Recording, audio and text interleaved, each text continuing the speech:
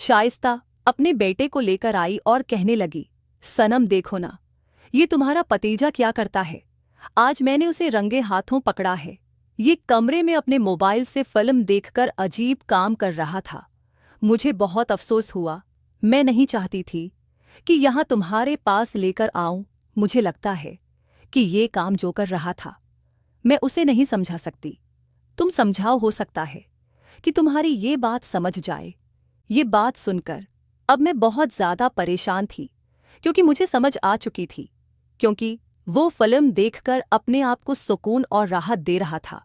ये मेरी सहेली थी, उसका घर बिल्कुल साथ ही था, इसलिए ये अक्सर अपने घर की हर बात मुझे बता देती थी। अपने बेटे को लेकर बहुत ज़्यादा परेशान थी। उसका बेटा अरशद, जो कि 18 साल का हो चुका था, वो कई बार मुझे अरशद के बारे में बता चुकी थी कि वो कमज़ोर से कमज़ोर होता चाह रहा है।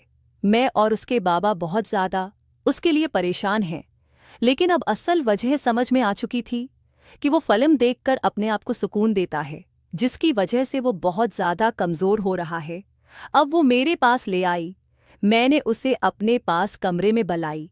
मैंने शाहिस्तों को कहा कि तुम बाहर जाओ, मैं खुद ही अपने भतीजे से बात करती हूँ, उसे समझाती हूँ।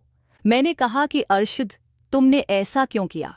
तुम्हारे घर वाले तुम्हें लेकर बहुत ज़्यादा परेशान हैं। अरशद ने मेरे दोनों हाथ पकड़ लिए। मुझे अजीब सा करंट लगने लगा।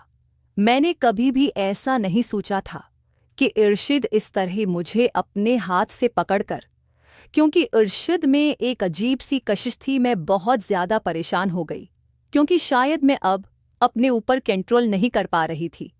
मैंने कहा कि इरशिद, ये क्या कर रहे हो? उसने कहा कि आंटी, मैं मजबूर और बेबस हूँ, मेरे पास कोई और दोस्त नहीं। मैंने कभी भी किसी के साथ ऐसा कुछ नहीं किया।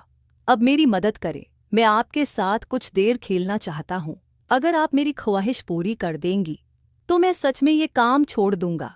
अब मैं ये शाइस्ता को इस बारे में कुछ नहीं बताना चाहती, क्योंकि शायद मेरी अच्छी दोस्त थी शाइस्ता, हर रोज़ मुझसे मिलती थी।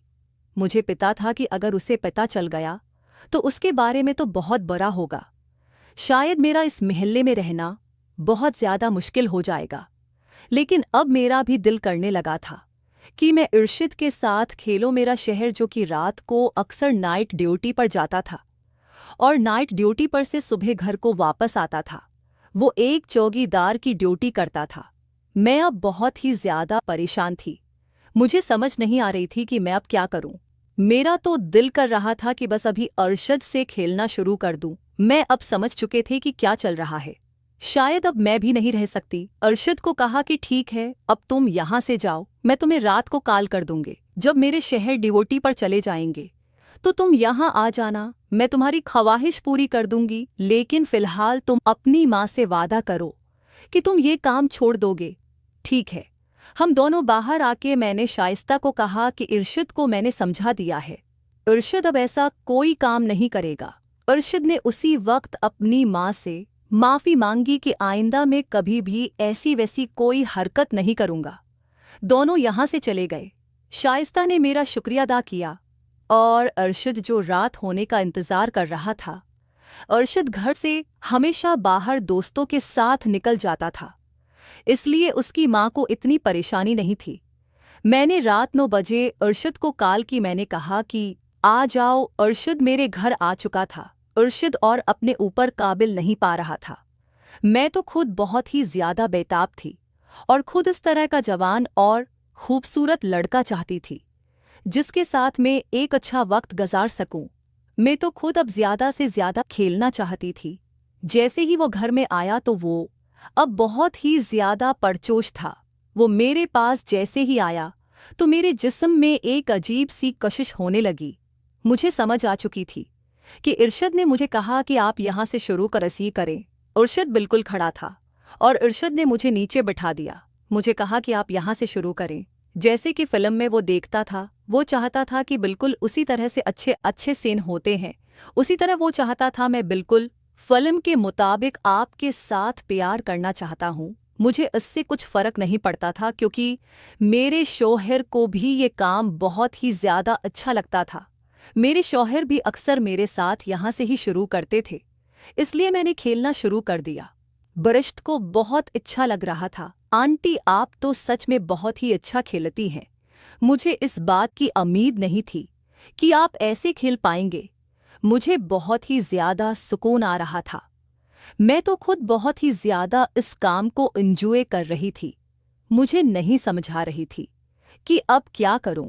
अब बरशत ने मुझे एक पोजीशन बताई। मैं इस पोजीशन में हो गई। मुझे नहीं पता था कि अरशद को काफ़ी तरीके आते हैं, क्योंकि वो बहुत सारे तरीके सीख चुका था। वो अक्सर ही मूवी देखकर अपने आप को खुश करता था। अपने आप को राहत और सुकून देने के लिए वो अपने मोबाइल का इस्तेमाल करता था, जिसकी वजह से ही तो घर वाले परेशान थे।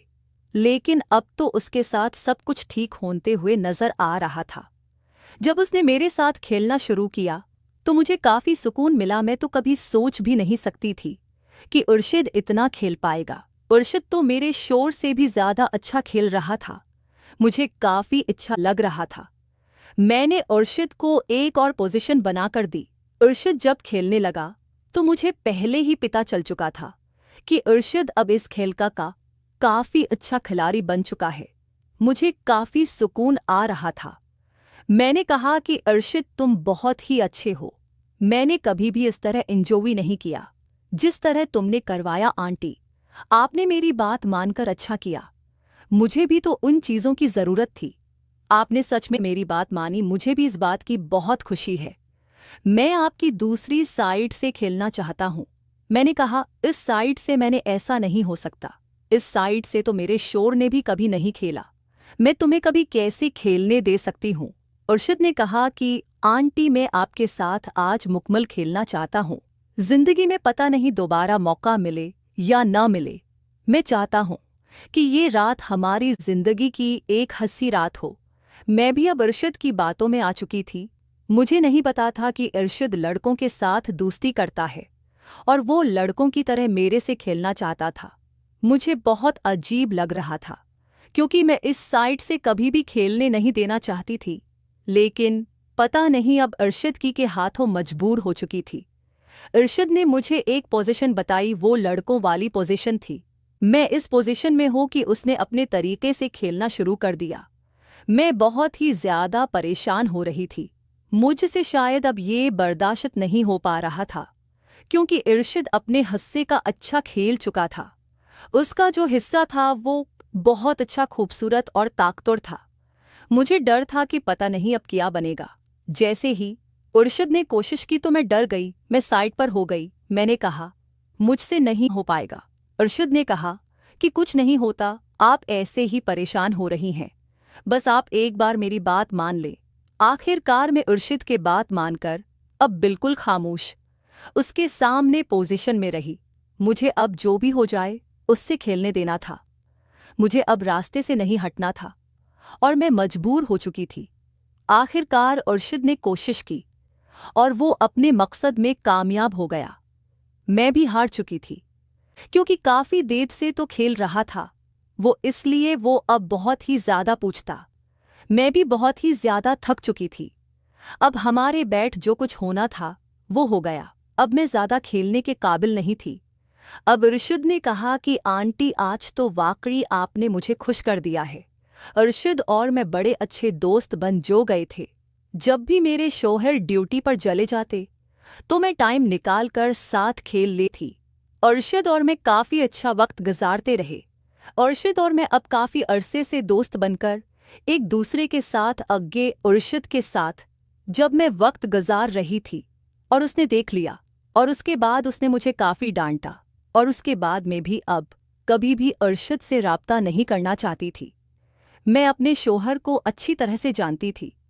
मेरे शौहर को दोबारा इस बात पर शक भी हुआ तो बहुत बुरा होगा। मेरे शौहर ने मुझसे मेरा मोबाइल भी छीन लिया और इस तरह मेरी कहानी का अख्तिताम हो गया। उम्मीद है ये कहानी आपको पसंद आई होगी।